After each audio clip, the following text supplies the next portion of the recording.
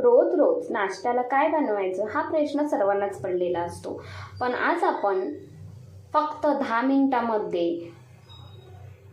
कोणतीही पूर्वतयारी न करता झटपट अशी रेसिपी पाहणार आहोत. नमस्कार, सुहानीज किचनमध्ये आपले स्वागत आहे.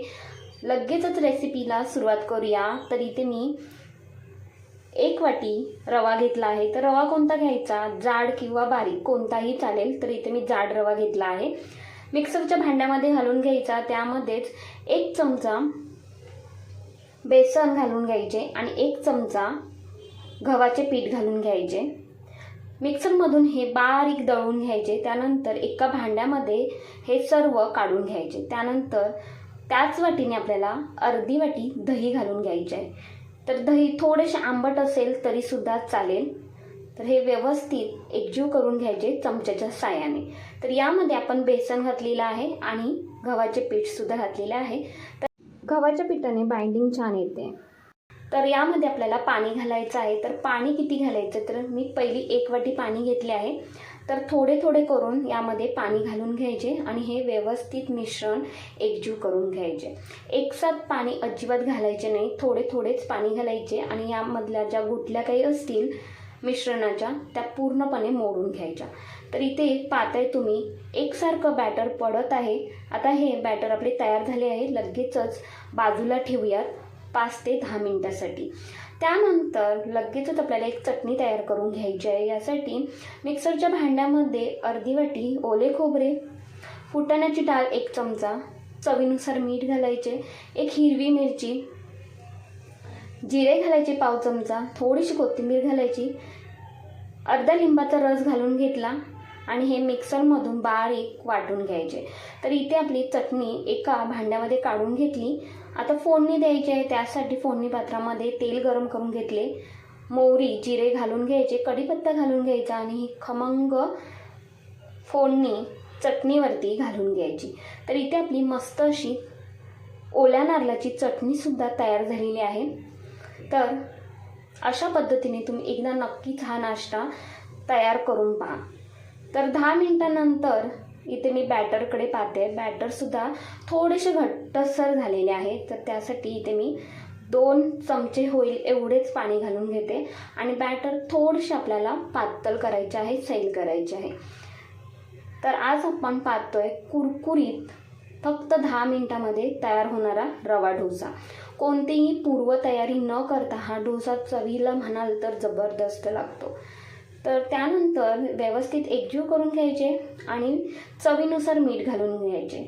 मीठ घातल्यानंतर एकजीव करून घ्यायचे परतला आणि यामध्ये 1/2 चमचा फक्त खायचा सोडा घालायचा आहे किंवा तुम्ही इनोसुद्धा घालू शकता. तर इथे आपले बॅटर मस्त असे एकजीव करून घ्यायचे एकाच डिरेक्शनमध्ये.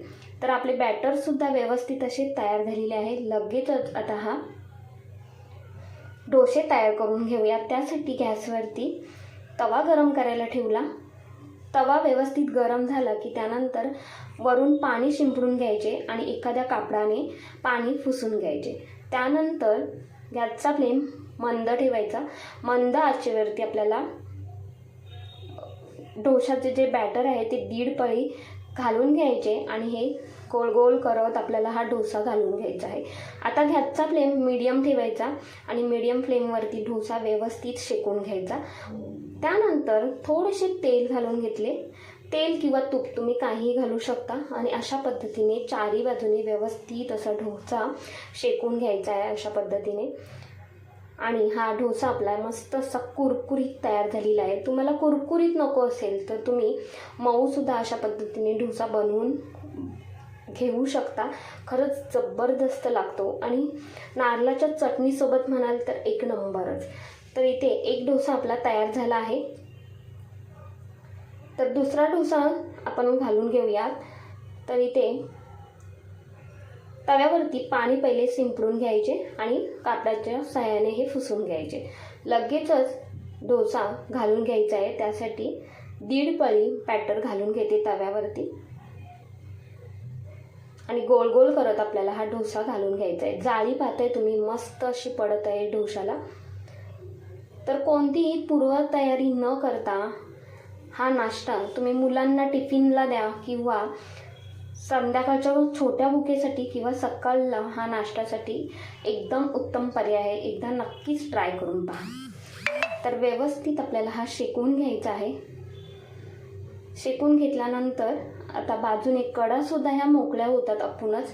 तिथे पाहताय तुम्ही मस्त अशी जाळी पडलेली आहे. लगेचच हा डोसा आपण काढून घेऊयात. तर इथे मी 3 ते 4 डोसे तयार करून घेतले आहेत. पहा तुम्ही खूपच मस्त दिसत आहेत.